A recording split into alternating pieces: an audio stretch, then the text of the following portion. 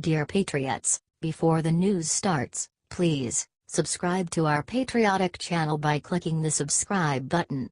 Give us a thumbs up to this video. Don't forget to leave your opinion below in the comments section. Share the news on Facebook and Twitter so you friends see it. Thank you. Chuck Schumer hangs head in shame as terror victim's father comes forward with heartbreaking plea. Chuck Schumer, shame on you. Your disastrous diversity policy has come back to haunt this great, and may I add already the most diverse place on the planet, nation. It is liberalism run amok, and Trump is the antidote, the solution America needed and elected.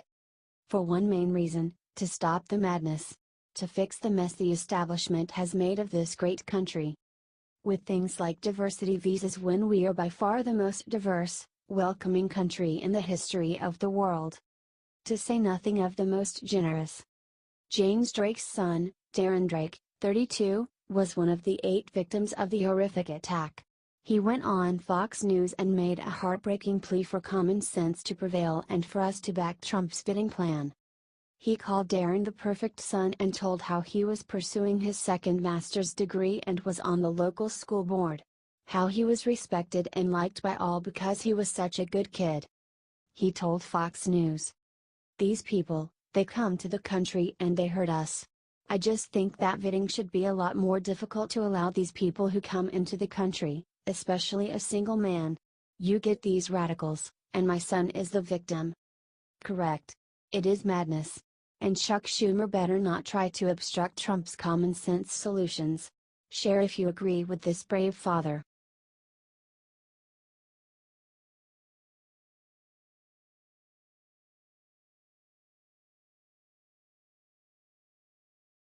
Dana Loesch comes forward, silences whiny Michelle Obama with one brutal fact. This needed to be said. Thanks, Dana.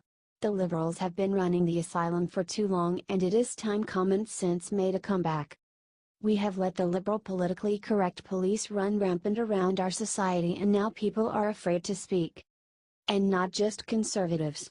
Liberal icons like Bill Maher have been banned from liberal colleges. It is a classic case of if it ain't broke, don't fix it. Why are we trying to fix free speech?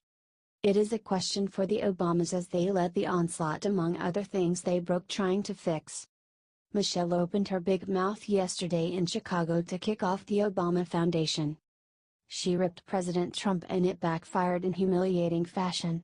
And inexplicably she went after men. Michelle said we are making men feel a little entitled and a little, self-righteous sometimes. Now, her kids are girls, so she must be talking about Barack, right? Dana Loesch's jaw dropped when she heard that, so she came out to set the record straight. Speaking to Fox News, Loesch said, "This conversation got me. I feel as though we live in a society that has a sword drawn on men. I feel we live in a society where men are the enemy. Look back at the UVA rape story that Rolling Stone did.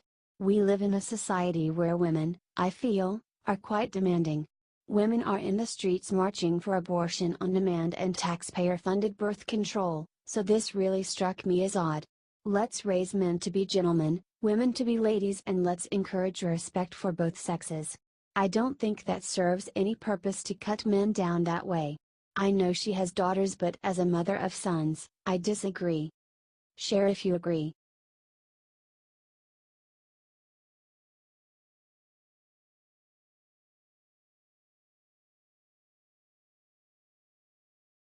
Trump's right. New details emerge about NYC terrorist's wife and they are horrifying. Trump's right again and the media owes him an apology. Trump went on record and spoke the truth, a year or so ago, saying the families know about these radicals. They have to know, how could they not? Keep in mind, when these clowns turn into radical Islamic terrorists, they don't do it in a vacuum. They treat their women so poorly, they never let them leave the house, so they are there and must know. It is common sense. And as more horrifying details emerge about the family, Trump is looking smarter by the minute. The Los Angeles Times just released a shocking expose of the terrorist and his wife after going and talking to neighbors. Many neighbors spoke of how they were uncomfortable because Saipov's wife wore a niqab, a Muslim garment that covers everything except the eyes. There are other Muslims in the community, but most wear scarves around their hair, not the full beekeeper suit. It was unusual around here. You could only see the eyes, said Dolores Stanton Vargas, a neighbor. Saipov and his wife, Notsimiodilova, were considered odd. The wife hardly went out. They were very mysterious, said Altana Dimitrovska, before adding that the wife would watch the world go by and the kids play through the curtains. The girls didn't have friends. There were no parties. Other neighbors said there were two friends who visited often. Men with long beards and their wives in full niqab. And we really hope the FBI is hunting them down right now because something smells rotten here. Another neighbor said the murderer rented multiple trucks and just had them sitting idle. The wife and family and those friends knew what was up. They had to. America takes in all people, and we only ask one thing: assimilate into our culture and share our values. If not, we don't want you here. Share if you agree.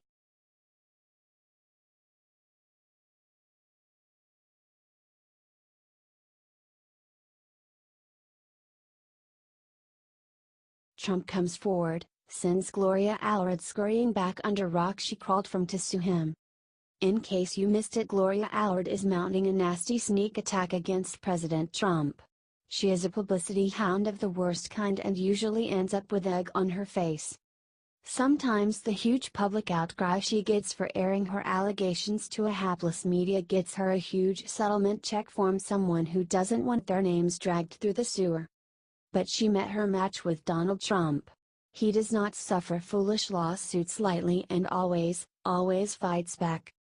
Gloria is actively suing the sitting President of the United States of America on behalf of a former Apprentice contestant who crawled out from under some rock where her career went to die to accuse Trump of sexual assaulting her in a hotel room.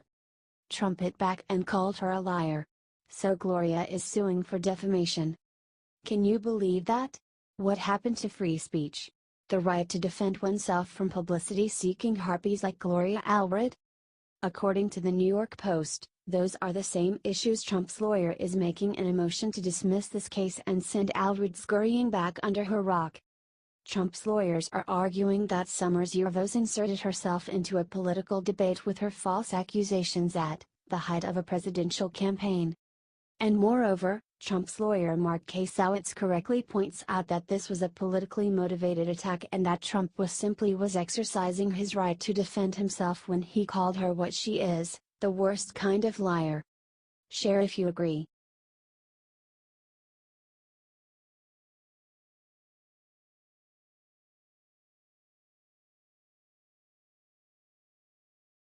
The nightmarish thing the New York Times allegedly just printed is treason, and Trump should take them down. This needs to get out. It appeared on Reddit this morning, and we at Liberty Writers are looking into the veracity of it. It is very treasonous if true. Take a look at this advertisement below. The funny thing is that this ad is so off the cuff. It's way stupid. What are these people resisting? Are they resisting the millions of jobs that Trump has brought in? It's a 17-year high. Are they resisting the stock market being at an all-time high? Are they resisting ISIS being defeated? Are they resisting 3% GDP growth? Are they resisting Obamacare falling apart? None of this sounds like a nightmare. It's the American dream. The resistant is being bankrolled by the Refuse Fascism organization. Refuse Fascism got $50,000 from a group backed by George Soros, according to the Daily Caller. The New York Times is a nightmare. These calls to remove Trump, Pence at all costs is nothing short of treason. It should be treated as such. Share this if you are praying for our president.